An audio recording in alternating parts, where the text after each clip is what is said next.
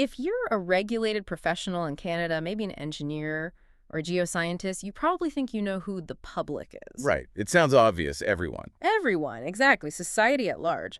But what we found is that when you actually put your professional seal on something, that definition it gets a lot more specific. Mhm. And it actually changes, kind of morphs into 4 different groups depending on the situation you're in, ethically or illegally. That's absolutely right.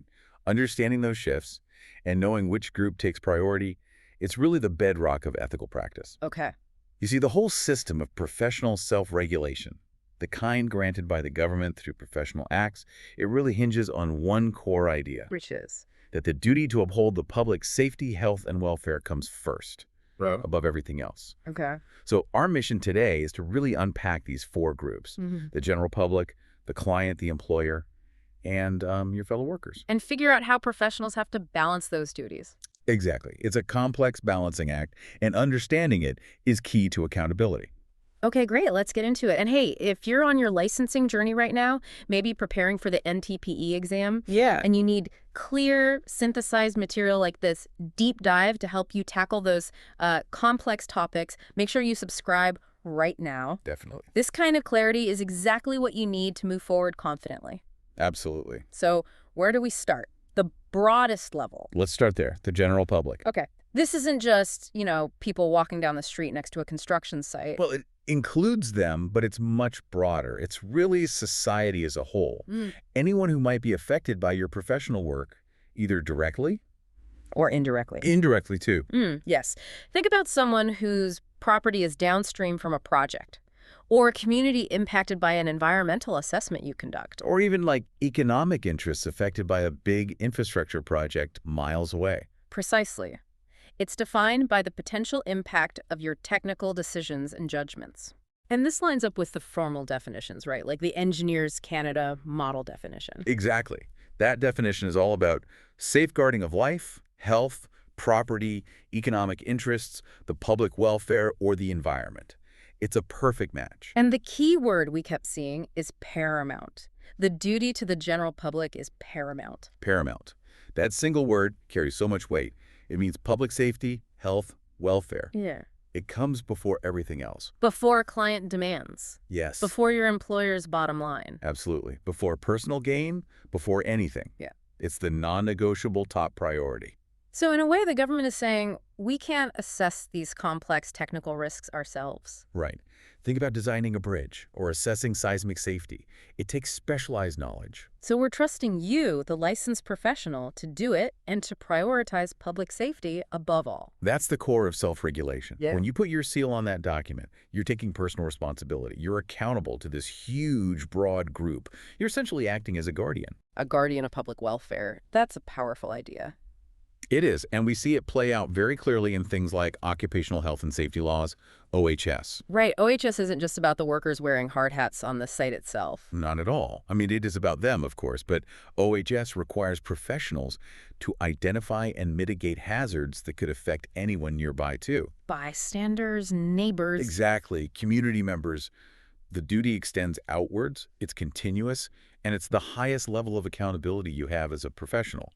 If you lose sight of that general public duty, the whole system starts to wobble. Okay, that sets a really strong baseline. Paramount duty to the general public. Got it. Now let's narrow it down a bit.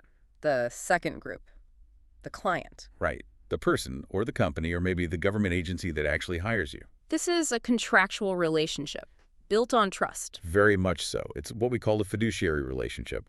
And there are clear duties involved. You have to act as a faithful agent, an advisor. So competence, integrity. Competence, integrity, independence, absolutely. Maintaining confidentiality is crucial too. And your advice has to be technically sound, unbiased. And disclosing conflicts of interest, that's a big one. A very big one. Transparency is key. Okay, but here's where it gets interesting, right?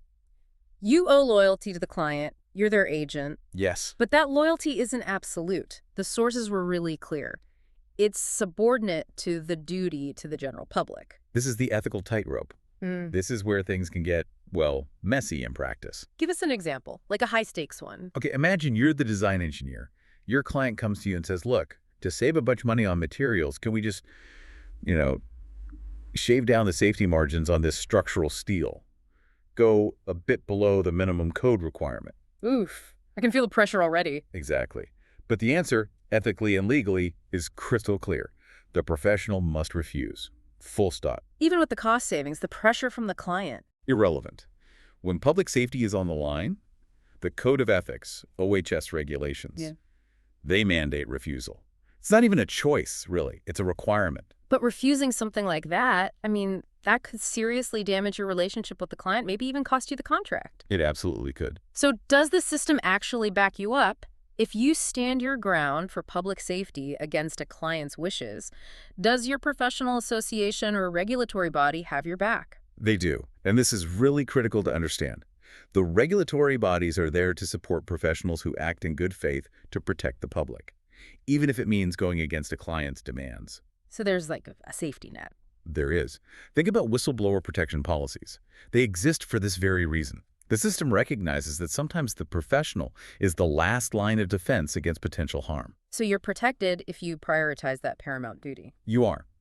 The structure is designed, ideally, to make you resistant to that kind of financial or project pressure when you're upholding the public interest. That's really important clarity. Okay, third group, let's shift to the employer. Right. This often feels a bit different because it's usually an ongoing employment relationship. You're an employee, not necessarily an external consultant. Still owe loyalty, though. Diligence, confidentiality. Yes, absolutely. You owe your employer loyalty. You need to be diligent, protect their proprietary information, act competently within their organization. However, There's always a however. there is. That loyalty is, again, conditional. It evaporates the moment your employer asks you to do something that compromises public welfare.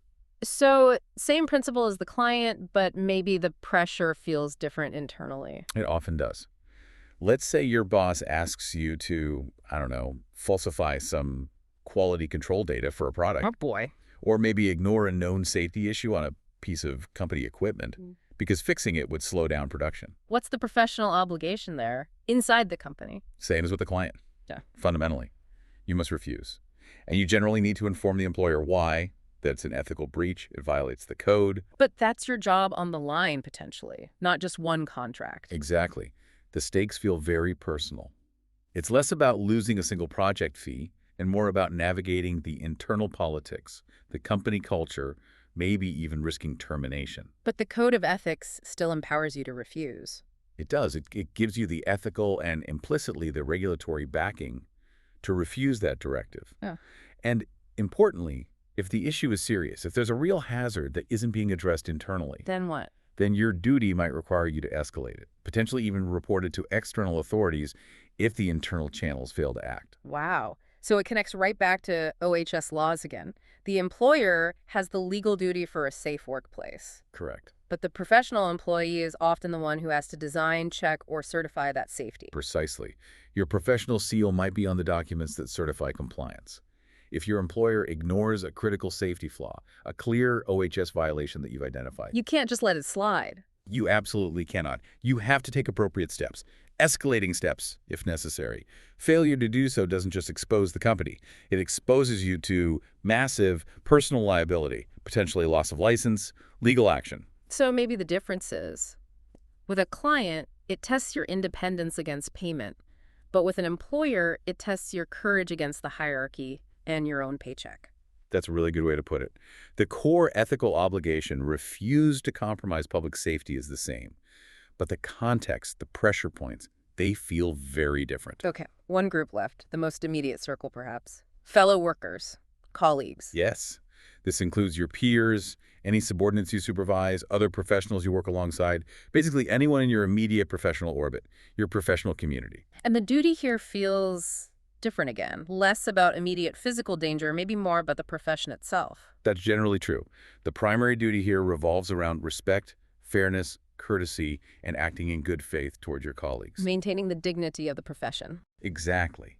It's about building a healthy, functional, professional environment.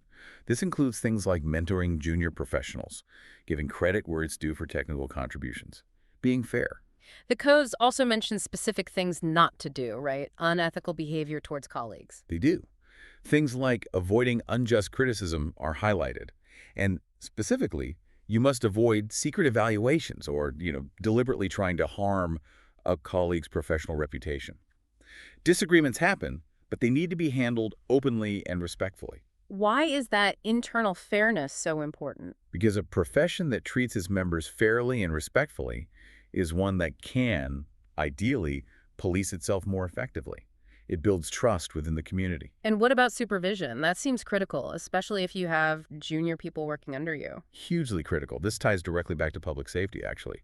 If you're supervising others, you have a serious duty to ensure they're competent for the task they're given. And properly supervised. And properly supervised. Most importantly, you must thoroughly review any professional work done under your direction before you seal it or allow it to be released. So no rubber stamping. Absolutely no rubber stamping. Signing off on drawings or reports without a genuine, diligent review. That's serious professional misconduct. It's negligence, plain and simple. Because your seal represents your personal verification. It does. And failing to supervise properly undermines the whole system of trust placed in that seal. Ultimately, it puts the public at risk. So fostering a workplace where people feel safe to report unethical behavior, even among colleagues, is actually part of upholding public safety, too. It absolutely is. Yeah. If professionals are afraid to speak up about misconduct or corner cutting they see from a colleague, perhaps due to fear of retaliation, well, that's an environment where risks can fester. That duty of fairness and respect helps create the conditions for integrity. Okay, we've covered the four groups: general public, client, employer, fellow workers. How do they all fit together? You mentioned a hierarchy. Yes, understanding the hierarchy is key. You're constantly juggling these duties. Loyalty here, diligence there, respect over here. But the moment any of these lower-level duties conflict with the safety and welfare of the general public, The hierarchy snaps into place. instantly, the general public's interest is always paramount. That's the anchor. So if we had to stack them up mentally. The general public sits firmly at the top, no question. Okay, and then client and employer duties are important, but they sit below the general public. Correct. They are conditional duties, always subordinate to that paramount public duty. And the duty to fellow workers, the respect and fairness, supports the overall integrity needed to fulfill all those other duties, especially the public one. Precisely. It's an integrated system, but with a very clear top priority. Okay, let's quickly recap those main takeaways then, just to lock them in. Good idea. First, the public isn't one monolithic group. It's at least four, depending on the context. Right. General public, client, employer, fellow workers. Second, the duty to the general public, their health, safety, welfare, is paramount. Absolutely number one. Third, Loyalty to your client or employer. Important, yes, but always secondary to ethical conduct and protecting the public. It's conditional. and fourth, your duty to fellow workers is about fairness, respect, mentorship, and diligent supervision. It underpins professional integrity. That sums it up well. And maybe a final thought for you, the listener, to chew on. Oh, I like a provocative thought. We talked about how the regulatory system actually supports professionals when they prioritize public safety, even against client or employer pressure. Right, the backup, the safety net. So the question is, knowing that formal legal support system exists, how does that knowledge influence your personal approach to risk tolerance? When you face one of those really tough directives in your day-to-day work, does knowing the system should back you up change how you weigh the options? That's a really interesting question about translating theoretical support into practical courage. Something definitely to mull over. Indeed. That is the perfect place to leave it. We really hope this deep dive brought some solid clarity to what can be a pretty complex ethical landscape for professionals in Canada. It's fundamental stuff. Absolutely. And if you did find these definitions, these boundaries, helpful maybe especially if you're prepping for the PPE exam and aiming for success, Definitely subscribe. please do subscribe right now. We'll be bringing you more synthesized knowledge just like this to help you nail that exam and understand your professional framework. Until next time, keep exploring the facts. Keep questioning the assumptions. We'll be waiting for your next source stack.